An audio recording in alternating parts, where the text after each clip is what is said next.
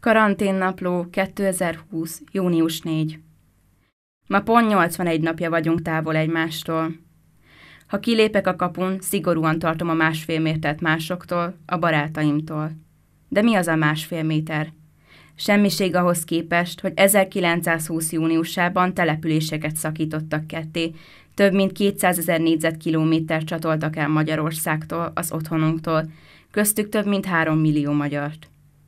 Valahol aláírtak valamit, valahol megalkuttak valamin. Valahol egy nyitott ajtót becsaptak, hogy legyen az zárva örökre. Örökre?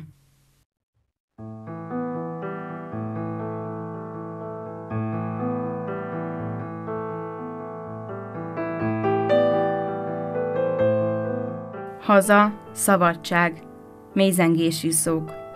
Hogy szép és édes halni, értetek, az iskolában egykor olvastalak, és nem értettelek.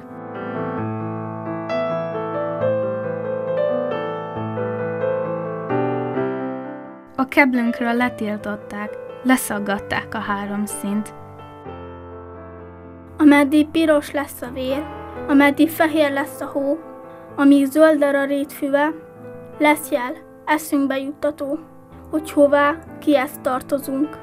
E 3 szín után fog szívünk sikoltva égni, vérezni, ki mindenünnen leszaggatta, jöjjön és onnan tépje ki.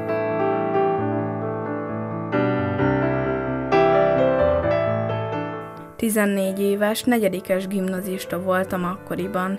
10 órakor növénytanóra kezdődött, és Kovács Demjén tanár úr magas, szikár alakja pontosan jelent meg az ajtóban, mint mindig, és akkor megkondultak a harangok. Kovács Demjén tanár úr felállt, odament a térképtartóhoz, kivette a térképet, melynek felső sarkában még ez a név állt. A Magyar Szent Korona országainak politikai térképe, és felakasztotta a térképállványra, s mindezt egyetlen szó nélkül. Nézte olyan arccal és olyan leírhatatlan lágy kifejezéssel, amilyent még soha nem láttunk száraz, örökké szigorú arcán.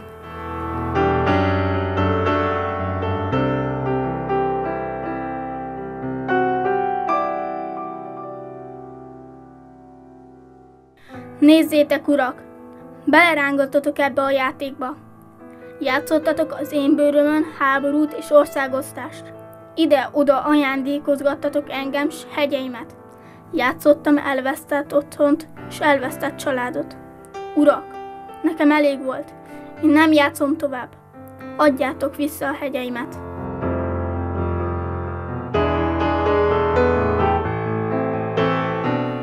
Édes kicsi fiam, te még nem tudsz olvasni, neked nyugodtan írhatok, és szabadon, és őszintén, hozzád beszélve mégis magamhoz, valamiről, amiről még soha nem beszéltem, aminek a nevét soha ki nem mondtam.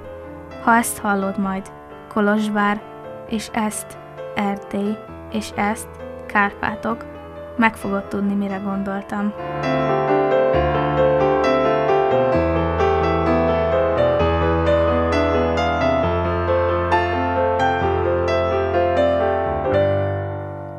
Nótába nem írnak, gombjukba nem tűznek, nem tesz kirakatba a virágos üzlet.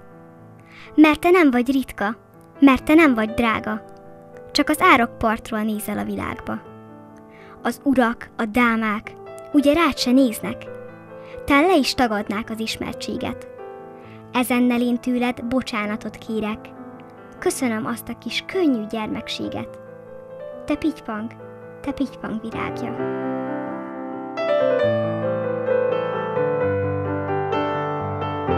Nem kell beszélni róla sohasem, de mindig gondoljunk rá, hogy volt nekünk egy országunk e földön, melyet magyar erő szerzett vitézül. És nem lehet feledni, nem, soha, hogy a miénk volt a kedves Pozsony, hol királyokat koronáztak egykor. A legnagyobb magyar hirdette hírvel, nem volt, de lesz még egyszer Magyarország. A karanténban átéltem a hiányt, a közösség, a barátok hiányát. De megértettem, a kötelék erős érzelmi szál, melyet nem lehet szétvágni sem ollóval, sem határokkal. Az elszigeteltségből kitörve megerősödött bennem. Milyen jó, hogy itt vagyunk, s mint a régi jó barátok, egyet mondunk, s egyet gondolunk.